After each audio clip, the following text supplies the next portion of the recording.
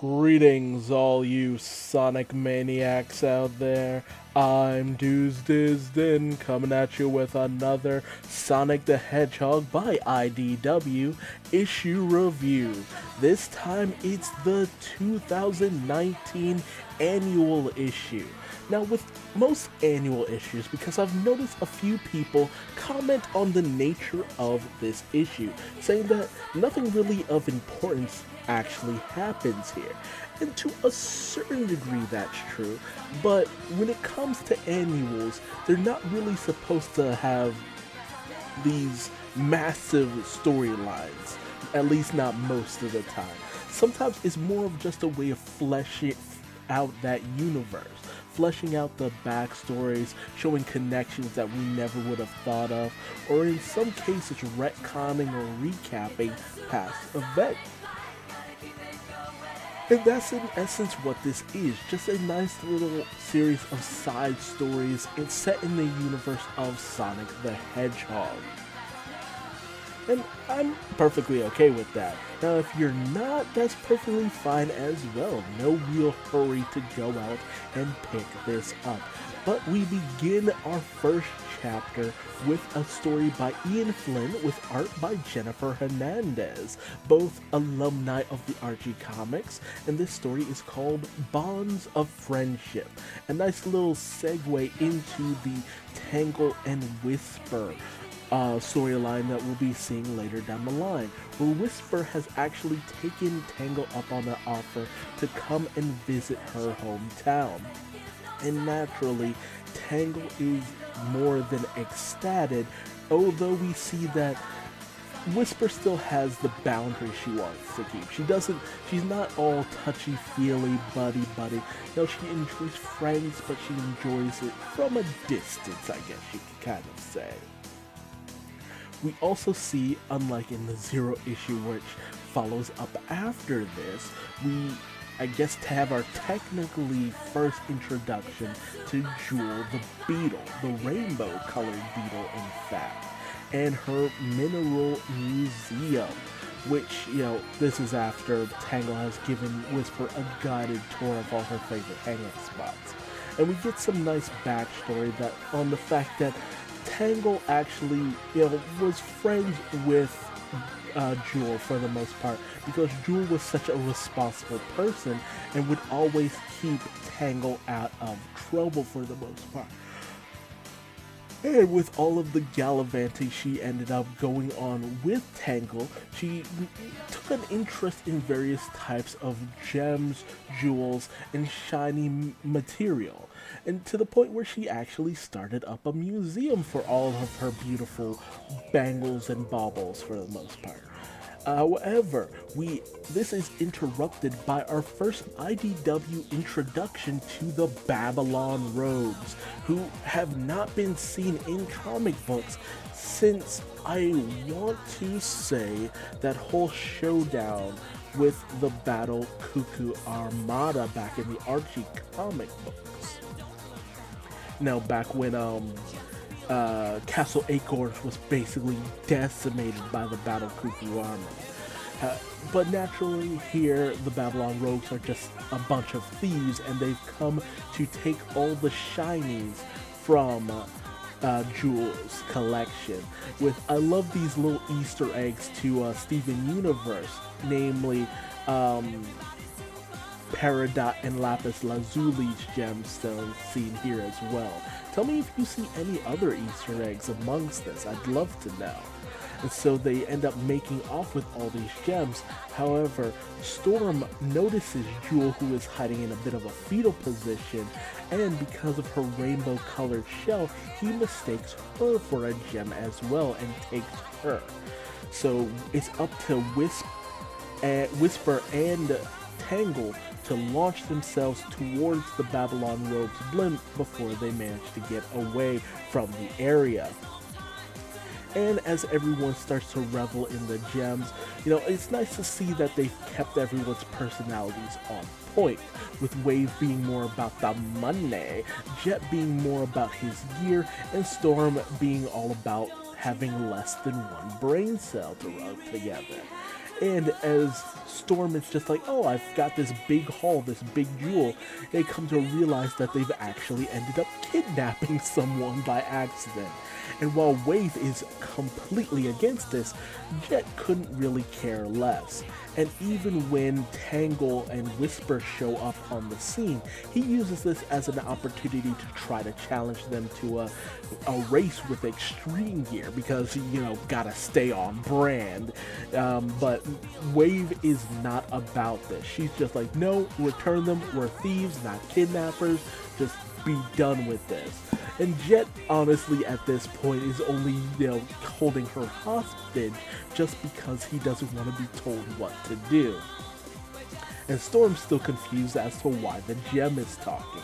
Meanwhile, Tangle takes this opportunity to start grabbing at the loot that they took from Jewel. Jet ends up telling Storm that Jewel is more trouble than she's worth and to just get rid of her.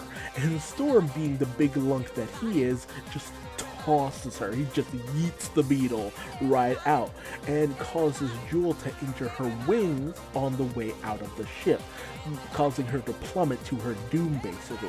And Whisper, seeing this, says the very first thing that was not a whisper, and that's basically, no, not again. And, this gives the indication that something happened in Whisper's past where she actually ended up failing a friend of hers. And, that's the big question here is what exactly happened to Whisper? What happened that caused her to have this seething hatred for Eggman, this tendency to keep her voice very down to a very dull roar? And where did she get her tech, honestly? Her whole wisp button that shifts through all the various wisps. That's a very interesting bit of technology, and I feel like we need a good amount of backstory on that as well. So she goes diving after Jewel, and Tangle follows, with them originally thinking that she's just like, oh, they're plummeting to their deaths, and not realizing that Tangle had also grabbed their loot on the way out. But while Jet's a little bit mad about the whole situation, Wave's just like, you know what, this is more trouble than it's worth, let's just go. Which tends to kind of be the way with the Babylon Rogues. If it's not about extreme gear and racing, it's not really worth the hassle. They're all about that easy score. And Whisper, Tangle, and Jewel actually managed to get to the ground safely because of Whisper's hover wisp. So they managed to return the various gems and minerals, with Whisper helping to clean things up, and it's decided that they are a great band of friends.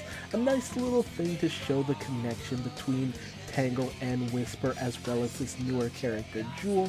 Very nice, very friendly, and it's just good to see these two fairly popular characters get some much needed spotlight, because if you didn't know, they are actually fairly popular in terms of all of this. IDW Publishing has actually done a great job of introducing various new characters into the canon of various different series who actually ended up being adapted into that primary media. And if we were to see Tangle and Whisper incorporated into the games, as minuscule a chance as that might be, I would not be one to pass that by. I would welcome it with open arms. Now, moving on to our next story, namely called Jet Set Tornado, which I love that title. It's a nice callback to another Sega game called Jet Set Radio, which we definitely need a new game by, with writing by Caleb Golner and art by Jack Lawrence. So these are two newcomers to the Sonic writing and drawing game, as far as I can tell. And it opens up with Sonic actually piloting Tornado to test out a new engine that Tails has created in order to really get them boosted through certain speedways. However, Tails only wants to take straightaways because he doesn't want to overtax the Tornado. However, this test is actually interrupted by a stealth Valkyrie carrying resistance supplies, so they realize that it must have stolen it from a specific resistant location, and they don't want to get whatever it's carrying to Dr. Eggman, because it's probably important. So Sonic boosts off, following the Valkyrie as best he can. And they manage to follow it to the point where it goes over some underwater volcanic vents on the sea floor. And Tails actually suggests trying to stop it by catapulting the booster that they have at the Valkyrie to blow it up. But Sonic, being a real bro for the most part, uses the updraft created by the tornado to cause the supplies to fly out of the Valkyrie's grip. And Sonic finishes off the Valkyrie with a quick spin dash. Showing, and I like this story because it kind of ends there. They said they'll radio back to Resistance and all that just to give them the heads up. But, this story just shows the close connection between Sonic and Tails. That Sonic just cares so much for Tails that he wouldn't want to risk something that Tails put his, hard work and effort into. And that's just a nice little story for the most part. Nothing really major there, but it's just a nice little segue into showing the deep friendship and trust between these two characters. We then cut out to another story, one specifically written by two people this time. Evan Stanley, who also does the artwork, another Archie Sonic writing veteran, and the author of the series Ghost of the Future. So great stuff by her, especially involving her coloring. I always love it. As well as someone named Gigi Dutrex, who is, as far as I know, new to the Sonic game. I haven't really heard that name before. But it involves Blaze going to this, broken, beaten down town, showing the elements of the war rage between the Resistance and Eggman. And we come to find out that Silver used this opportunity to try and get a bit of a garden going, a kind of victory garden for the most part, to help get more greenery introduced to this, destroyed landscape. Because that's always one of the themes in Sonic games, was the fact that greenery was the way to go, and over-industrialization is just not the best thing. And for the most part, Silver tells Blaze that he hasn't really gotten anything to grow, despite the fact that he's tried his best to plant, seed, water, everything, and try to get something started, but it just keeps getting weeds. Blaze actually ends up realizing what's going on and just turns the entire area to ash for the most part, at least the ground. And Silver at first is distraught, but Blaze explains that, because of the various bombs and destruction that have gone on in this area, the ground is soaked with chemicals that will prevent any actual good vegetation from growing. But with the ash that Blaze has basically created with her little fire display, they can overturn the soil, replant, and manage to grow a beautiful garden. And this is just a nice little moment showing the bonds between specific characters. That's the theme here, these bonds that are established between various different characters. Tangle and Whisper, Sonic and Tails, Blaze and Silver, and that's honestly Evan Stanley's strong suit. Her favorite characters, as far as I can tell, are Silver and Blaze, and she is all about these two characters, and this story is right in her wheelhouse. A fun little story that just gives you some nice characterization to these people. It's not about the intensity or the action or anything like that. It's just something simple to give you some insight into these characters. We then cut off to another duo, less than seemly duo, with the story of Curse of the Pyramid, written by Kevin Scott and art by Dennis Skip. Dana Skelly, who also is another alumni of the Sonic artistry from Archie Comics. And she has this very expressive, showing, in terms of, how she draws certain characters. So it's always fun to see her in the mix. And so we actually see Rough and Tumble stumble upon Eggman's pyramid from Sonic Adventure 2.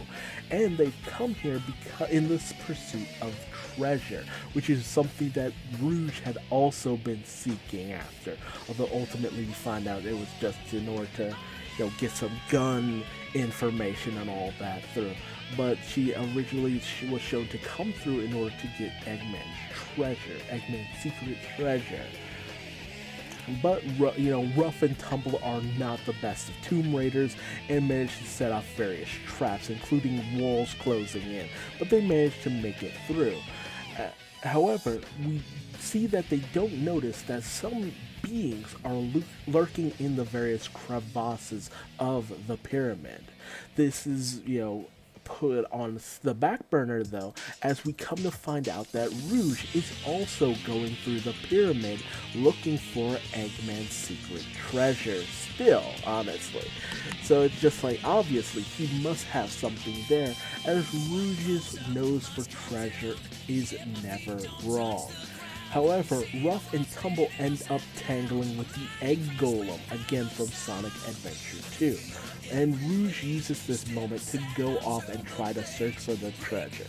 Meanwhile, Rough and Tumble manage to make quick work of the Egg Golem for the most part, showing the might that these duo have when they work together. However, they all end up noticing that Rouge disappears and reappears covered in bandages, shouting and moaning and groaning about a curse. And if they let her bandages touch her, they will also become mummies and cursed to wander the tomb for all eternity.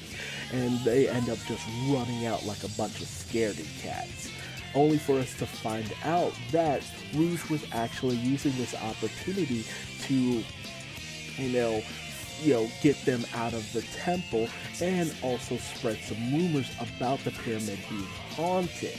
And, basically saving this family of Phoenix? I think Phoenix.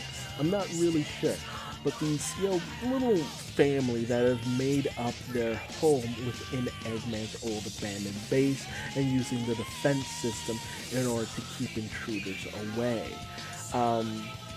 And Rouge decided to help them out a bit. So she was very nice out of the kindness of her heart, but she still ends up, wondering about the treasure.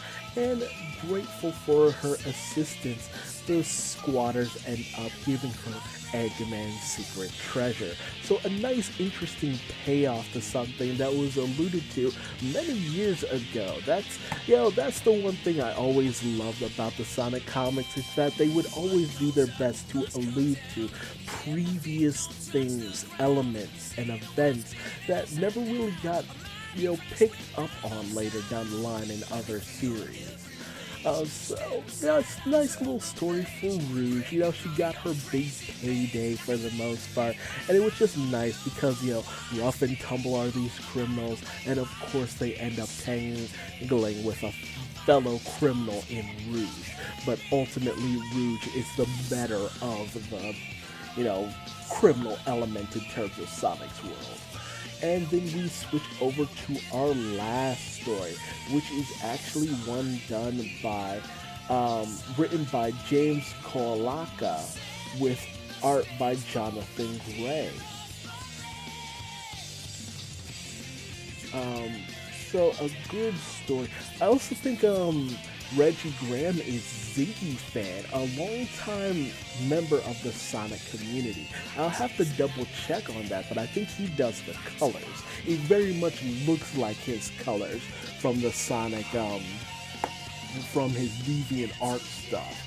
But Jonathan Gray is also a longtime Sonic alumni. He did the major story arc Return to Angel Island in the Archie comics.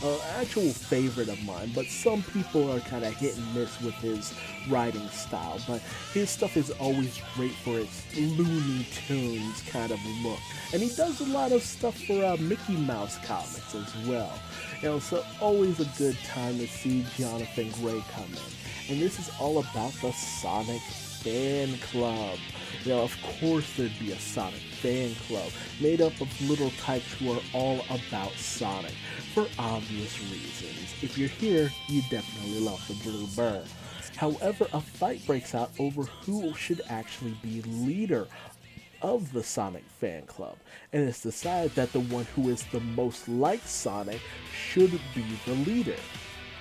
So they have this big foot race in order to kind of decide things, and then it becomes a competition of the spin dash, the ball form for the most part, but they end up all crashing all over themselves. And then they get a little in over their heads once one of them end up trying to ambush a badnik, specifically an egg paw, who, with its cold, dead stare ends up being a little bit more than they could actually chew at first. But, the kids do their best in order to take down this egg paw, with, of all people, Tangle coming onto the scene, and just wondering what's going on. And, once she finds out that they're the Sonic fan club, she believes that they should be her fan club, and she goes in to try to take down the badnik, only for Sonic to actually rush by, as Tangle ended up getting tangled in her own tail. And Sonic just rushed by, took out the badnik, and split, much to the delight of all the kids. So it's just like, it feels like a nice little commentary to everyone. So it's just like, oh, the OCs will be the one to take things over. No, you gotta understand, Sonic and his friends, they're the myth, they're the legend. The things that, the people who are spoken of in hushed tones is just like, man, you hear what Sonic did? That was amazing. Whereas people like Tangle and Whisper are more along the lines of being on the back burner. They're the, the B characters who are fun, interesting, but will never quite hold that same candle to the fan favorites. But they've gotten pretty close, all things considered. And yeah, that's the end of the issue. Man, this was a great little bit of character development as a whole. And, that cover by Yuji Akawa of Sonic Team, dude, I love the Sonic battle art style. One of my favorites. Going from Sonic Advance, Sonic Adventure, Adventure 2, Sonic Advance 1, 2, 3. His art is always just so phenomenal, and it inspired a generation. To this day, people still love to imitate his art for the most part. And, there was a lot of imitation, especially in terms of the comic books, with, I think it was Patrick Sponsinate tried to emulate his style for the covers for the Battle of Angel Island, just like I talked about with Jonathan Gray, who, Sponsinate did the cover, and then Jonathan Gray did the interior. But it had this Sonic adventure kind of style, which, always just resonates with the fans. We also had the pleasure of just having Jennifer Hernandez, who always does pretty good character design, really vibrant, these really nice characters. And Beetle, Jewel the Beetle, while not like an overly strong or tough or intimidating character, just has a very nice, cute design. It's something you don't see much of, and that was one of the big selling points of the Sonic Archie series. And even after the, kind of reboot kind of thing went on, that was a big selling point. Just all these interesting designs. You had jellyfish and, sharks and various other animals that you don't see enough of in terms of Sonic original characters. People are always going for, oh, it's an echidna, it's a hedgehog, it's a fox. No, think outside the box, doing something a little bit more creative. And oh man, I love this art by Natalie Fordrain, I think it is. Just, it's always just so fun to see Silver and Blaze together, because they need that happy ending. When you saw in Sonic 06 how things end for them, I personally at least always look for that happy ending, that nice little moment of them being together and actually being able to enjoy each other's company, just because of that sad ending they ended up getting. But overall, a very good story, a very great time. It's not the overall best of the best of the best, but it's not boring. It's a nice little anniversary issue just to say, hey, thanks for a year of leadership, and here's to many more years down the line. But hey, tell me your thoughts on this issue in the comment section below. Are you picking it up, or are you going to take a hard pass on it? I mean, I've definitely gotten my copy for the most part. Just because I go through the digital stuff, I always get that physical copy, later down the line. And definitely going to pick this up in the collection as well. I can't wait for that. But, again, tell me your thoughts in the comment section below. Do you feel that this even had any reason to exist if there were no real story elements? Or were you just happy to have these nice little moments? And if you like this video, feel free to leave me a like. If you didn't, feel free to leave me a dislike and tell me what I did wrong in the comment section below, so I might better myself for future videos. And hey, how about subscribing and hitting the bell icon so you never miss another issue of Sonic the Hedgehog by IDW. It's a rip-roaring time. And if you want to find me on social media, Google Duuz-Diz-Din. I am everywhere, for better or for worse. And until the next video, just remember that it's your bonds of your love of Sonic that will always lead you to your true friends. Bye-bye.